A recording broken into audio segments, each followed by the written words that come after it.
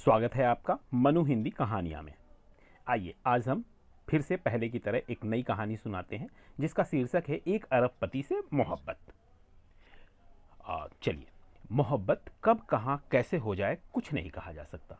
ये ना तो ऊंच नीच देखती है और ना ही जात पात। दिल्ली के मशहूर होटल्स के मालिक, जिनके दिल्ली के साथ साथ पूरे भारत में होटल्स की चेन थी, साथ ही साथ विदेश में भी कारोबार काफ़ी फैला हुआ था, मिस्टर परफेक्शनिस्ट विराज मल्होत्रा, जो एक बहुत बड़े अरबपति बिजनेसमैन थे। साथ ही साथ बिजनेसमैन के क्षेत्र में काफ़ी बड़े बड़े अवार्ड भी उन्होंने अपने नाम कर रखे थे, पर उनका एक भी होटल पहाड़ियों पर नहीं था। इसलिए उनकी कंपनी थोड़े घाटे में जा रही थी, जिस कारण विराज ने सोचा कि वो किसी पहाड़ी पर एक 5 स्टार होटल बनाए, जिससे उनका जो घाटा है वो प्रॉफिट में बदल जाए। अपनी कंपनी के एम्प्लॉय को वो कहते थे कि एक अच्छी साइट सेलेक्ट करें, फिर काम स्टार्ट किया जाए। एक दो दिन बाद विराज का सेक्रेटरी अरमान उनको शिमला की एक बहुत अच्छी साइट बताता है। दोनों उसी दिन शिमला के लिए निकल जाते हैं। साइट विराज को बहुत पसंद आती है। धीरे धीरे कंस्ट्रक्शन का काम भी वहाँ स्टार्ट हो जाता है। बीच बीच में विराज भी साइट और काम देखते चला जाता था। एक दिन साइट पर ही काफ़ी जोरदार बारिश होने लगती है। सब अपने कार में बैठ जाते हैं, बाकी मजदूर भी छांव ढूंढ के खड़े हो जाते हैं। पर एक लड़की उसी बारिश में काम कर रही होती है। झमाझम बारिश में भी उस लड़की का इस तरह काम करना विराज को भी अंदर तक भिगा जाता है। वो कार में बैठा बैठा लड़की को देखता रहता है। वो लड़की कोई मामूली लड़की नहीं थी। उसके कपड़ों और उसके चेहरे के तेज से वो एक मजदूर नहीं लगती थी। जब विराज से बर्दाश्त नहीं होता है तो वो कार से निकलता है। तभी के नौकर छाता लेकर उसके साथ चलने लगते हैं तो उन सबको रोक देता है और भीगते हुए लड़की के पास जाता है। लड़की काम में इतना मशगूल रहती है कि वो ध्यान ही नहीं देती कि कोई उसके पास आया है।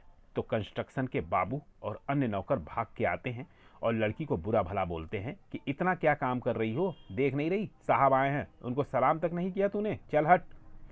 लड़की काम छोड़कर दूर हट जाती है, पर कोई भी घबराहट या कोई सिकन उसके माथे पे नहीं आती। विराज सबको रोकता है और खुद उससे पूछता है कि इतनी जोर बारिश में भी तुम काम कर रही हो, क्या तुम्हें पैसों की सख्त ज़रूरत है? तुम काम करने वाली मजदूर लगती तो नहीं हो। लड़की 2 मिनट शांत रहती है और फिर बोलती है, जी हाँ, मैं कोई मजदूर या कोई काम करने वाली लड़की नहीं हूँ, पर ये ज़मीन जिस पर आप अपना ये कोल्ड होटल खोल रहे हो, इसको जबरन इस गरीब वाले गाँव ने छीन लिया है। यहाँ मैं एक स्कूल चलाती थी, पर आपके इन चमचों ने मेरे स्कूल को तोड़ दिया। सिर्फ स्कूल को ही नहीं, इन सभी गरीब गांव वालों की आशा भी तोड़ दी।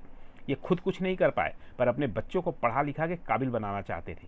पर आप क्यों समझेंगे, आप तो बहुत अमीर है ना। विराज कहता है, ये आप क्या कह रही हैं? मुझसे कहा गया था कि ये ज़मीन खाली पड़ी है। लड़की बोलती है, जी नहीं, जब मैं आपसे मिलने की बात कही तो आपके इन चमचों ने मुझे आपसे मिलने नहीं दिया, इसलिए आपसे मिलने के लिए मुझे एक मजदूर बन के यहाँ आना पड़ा। विराज कहता है, मैं शर्मिंदा हूँ कि मेरे कारण यह सब हुआ, पर यह सब कुछ सही कर दूंगा। लड़की विराज को थैंक्स करके जाने लगती, तभी विराज उसको रोकता है। सुनिए, अगर मुझे आपसे कोई राय लेनी होगी तो मैं आपको कॉन्टेक्ट कैसे करूँगा? लड़की थोड़ा मुस्कुराती है, वो अपना नंबर विराज को दे देती है।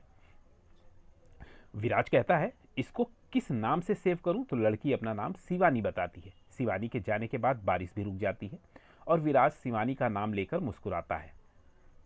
दूसरों के बारे में इतना सोचती है तो अपने बारे में कितना सोचती होगी। यही सब सोचता हुआ विराज कार में बैठ के वापस दिल्ली आ जाता है और ऑफिस आकर एक अर्जेंट मीटिंग बुलाता है, जिसमें वो अपने सेक्रेटरी अरमान को बताता है कि होटल के साथ साथ एक स्कूल भी बनेगा और वहीं पास में गांव वालों के लिए एक कॉलोनी भी बनेगी। सभी इन्वेस्टर इस बात से असहमत हो जाते हैं, पर विराज कहता है, वहां बनेगी तो तीनों चीज़ें, नहीं तो कुछ भी नहीं। अरमान विराज को समझाता है कि ये तू क्या कर रहा है, इतनी बड़ी डील को बर्बाद करने पे तुला हुआ है। विराज कहता है, तुम लोगों ने मुझे पहले से इतना झूठ बोला है, अब और नहीं, मैं उन गरीबों से उनका हक नहीं छीन सकता। खैर, डील फिक्स हो जाती है। शिमला में होटल और स्कूल के साथ साथ कॉलोनी का भी काम स्टार्ट हो जाता है। इस बार विराज बार बार दिल्ली से शिमला जाता है, सिर्फ शिवानी को एक नज़र देखने के लिए।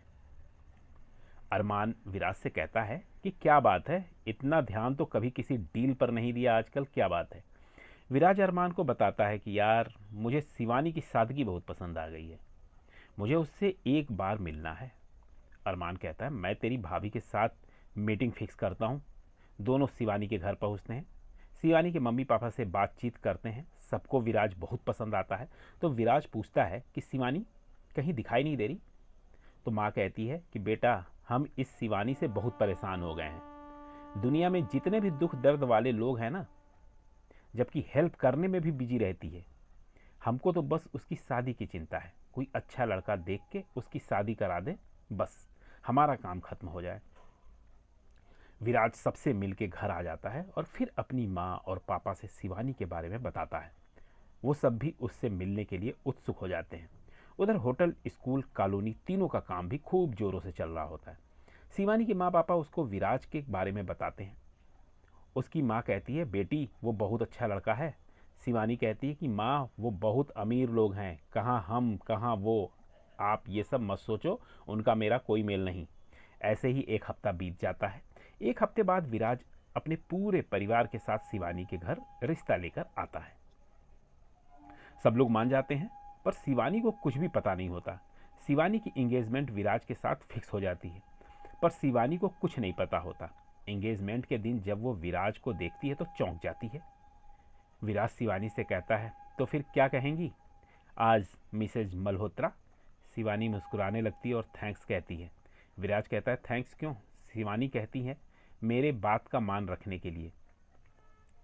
दोनों की सगाई हो जाती है और 1 महीने बाद शादी भी हो जाती है। दोनों काफ़ी खुशी खुशी ज़िंदगी बिताने लगते हैं और मिल के लोगों की हेल्प करते हैं।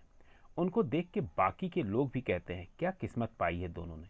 अपनी ज़िंदगी में लोगों की हेल्प करते हुए आगे बढ़ते हैं। आप मुझे कमेंट करके ज़रूर लिखिएगा कि यह कहानी आपको कैसी लगी, और मेरे चैनल को सब्सक्राइब कर लीजिएगा। और इस कहानी को अपना वक्त देने के लिए आपका बहुत बहुत धन्यवाद।